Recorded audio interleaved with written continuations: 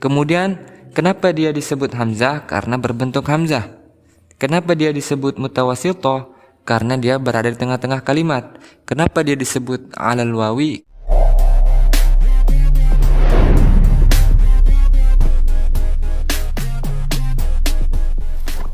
Assalamualaikum warahmatullahi wabarakatuh. Baiklah, di video kali ini kita akan membahas mengenai tentang perbedaan antara hamzah dan juga alif. Penting sekali bagi kita agar mampu membaca Al-Quran, kita harus bisa membedakan antara hamzah dan juga alif. Oke, langsung saja. Yang pertama kita bahas yaitu hamzah. Hamzah itu terbagi menjadi dua, ada hamzah qata dan hamzah wasal. Untuk di video ini kita khususkan menjelaskan tentang hamzah qata. Adapun mengenai hamzah wasal kita akan bahas di video selanjutnya. Untuk hamzah ini secara penulisannya kita bagi menjadi tiga. Yang pertama di awal kalimat, yang kedua di tengah kalimat atau wasatul kalimah, yang ketiga di akhir kalimat. Untuk penulisan hamzah di awal kalimat, ada juga hamzah yang berada di atas alif. Ini juga disebut hamzah. Kemudian ada juga hamzah yang ditulis kecil di bawah alif. Ini juga disebut hamzah. Kemudian ada juga hamzah tanpa menggunakan hamzah, hanya alif yang berharokat. Maka itu juga disebut hamzah. Dan untuk hamzah yang berada di depan, kemudian dia berharokat, maka hamzah ini disebut hamzah qata. Kemudian untuk di tengah-tengah kalimat, secara penulisannya yaitu ada hamzah di atas alif, ada hamzah di atas waw, ada hamzah di atas ya, atau ada hamzah ditulis secara hamzah asli, hamzahnya saja. Nah, untuk di tengah-tengah ini disebutnya hamzah mutawassithah. Kita sebut hamzah mutawassithah. Apabila dia di atas alif, maka kita sebut hamzah mutawassithah alal alif. Dan apabila dia berada di atas wawu, maka kita sebut hamzah mutawassithah alal wawi. Kemudian hamzah mutawassithah alal ya berarti dia di atas ya. Kemudian untuk hamzah yang berada di tengah-tengah kalimat ditulis secara hamzahnya, secara hamzah asli, kita sebut hamzah mutawassithah ala satr. Kemudian yang selanjutnya secara penulisan ada hamzah yang ditulis di akhir. Kita sebut hamzah mutatarrifah. Hamzah mutatarrifah. Bentuknya sama dengan hamzah mutawassithah, ada hamzah kecil atau kita sebut seperti kepala huruf ain berada di atas alif. Maka hamzah mutatarrifah alal alif. Kemudian di atas wawu di akhir kalimat, maka hamzah mutatarrifah alal wawi. Kemudian ada di atas ya tetapi di akhir kalimat, maka disebut hamzah mutatarrifah alal ya'i. Kemudian ditulis hamzah saja, kemudian dia di akhir kalimat, maka disebut hamzah mutatarrifah ala satr.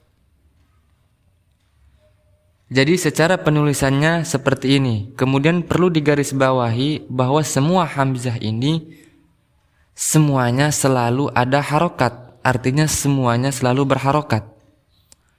Yang perlu kita perhatikan bahwa hamzah itu selalu berharokat. Sekarang coba kita contohkan hamzah yang berada di awal kalimat. Seperti halnya di surah Al-Baqarah ayat 54, innahu huwat tawwabur rahim. Yang menjadi contoh ya adalah lafaz innahu. Di sini tertulis seperti alif tetapi dia disebut hamzah karena dia berharokat. Kemudian kita contohkan hamzah yang berada di tengah-tengah kalimat. Seperti halnya di surah Al-Baqarah ayat 3. Alladzina yu'minun. Yang menjadi contoh daripada hamzah ya adalah yu'minuna. maka kita baca hamzahnya bukan wawunya, yu'minuna. Seperti itu. Kemudian kenapa dia disebut hamzah? Karena berbentuk hamzah. Kenapa dia disebut mutawassithah? Karena dia berada di tengah-tengah kalimat. Kenapa dia disebut alal wawi? Karena dia berada di atas waw. Seperti itu. Sekarang coba kita contohkan hamzah yang berada di akhir kalimat. Seperti halnya di surah Al-Baqarah ayat 15, Allahu yastahzi'u bihim. Allahu yastahzi'u bihim. Yang menjadi contoh daripada hamzah yaitu lafaz yastahzi'u. Nah, untuk hamzah ini kita sebut hamzah mutatarrifah 'alal ya'i. Kenapa dia disebut hamzah? Karena berbentuk hamzah. Kenapa dia disebut mutatarrifah? Karena berada di akhir kalimat. Kemudian kenapa dia disebut 'alal ya'i? Karena dia berada di atas huruf ya. Seperti itu. Sekarang kita ke selanjutnya yaitu alif. Untuk secara penulisan, perbedaan antara hamzah dan alif ini, alif itu tidak pernah ditulis di awal kalimat. Perlu kami tegaskan dan perlu digarisbawahi bahwa alif tidak pernah ditulis di awal kalimat. Adapun misalnya kalau ada penulisan di awal kalimat, maka itu disebut sebagai hamzah wasol. Seperti halnya di surah Al-Baqarah ayat 34, tertulis lil malaikatis judu. Di sini ada penulisan alif, tetapi dia tidak dibaca. Huruf ta ini langsung mensukunkan huruf sin, maka kita sebut hamzah wasol. Apabila dia diwaqafkan lil malaikah, maka hamzah ini kita harakati. Bagaimana cara mengharakatinya? Harakatinya dengan cara kita melihat huruf ketiga. Hamzah, sin, jim. Jim didomahkan, maka hamzahnya juga didomahkan. Usjudu, seperti itu. Untuk hamzah wasol ini kita akan bahas secara terperinci di video-video selanjutnya. Kemudian alif juga bisa ditulis secara di tengah-tengah kalimat. Contoh seperti halnya idz qala Musa.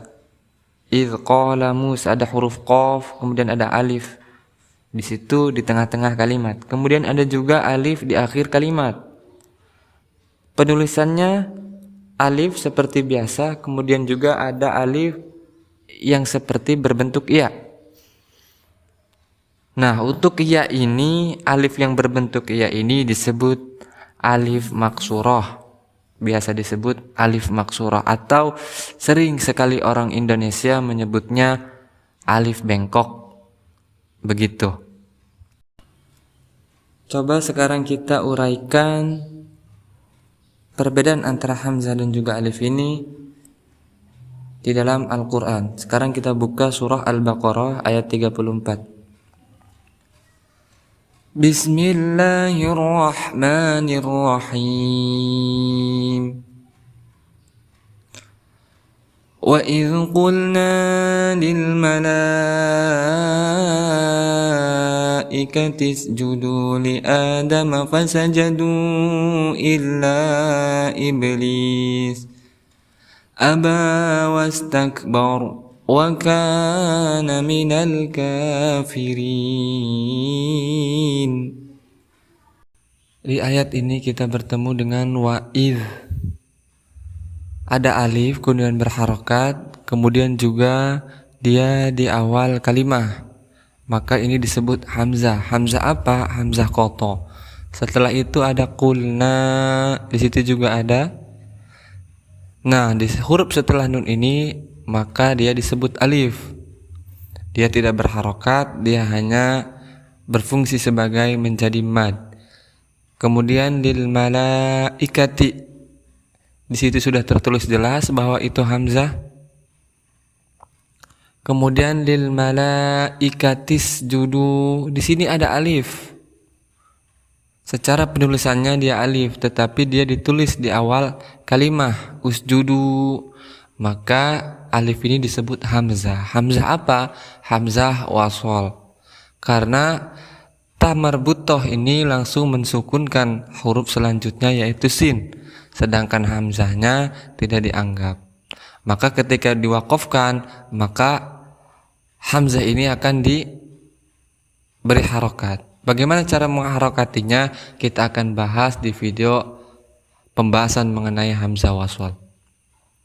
Kemudian lil malaikatis judu. Kemudian di situ ada alif, li'a,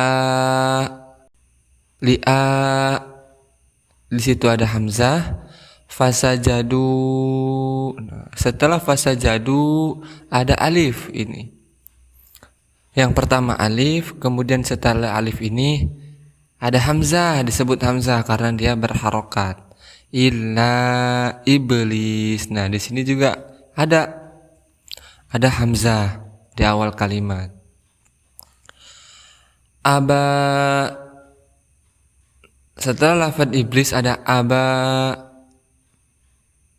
Di sini disebut juga hamzah. Kemudian setelah huruf ba, di sini ada yang seperti iya. Nah, ini bukan iya, tetapi disebut alif. Alif apa? Alif maksurah. Wastakbar. Kemudian ada wastakbar. Secara penulisan dia alif, tetapi dia disebut hamzah. Hamzah waswal. Kemudian wakana. Di sini dia disebut alif, tidak berharokat. Minal kafirin.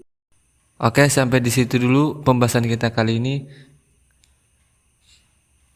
Mari sama-sama kita membaca Shadaqallahul Azim. Wassalamualaikum warahmatullahi wabarakatuh.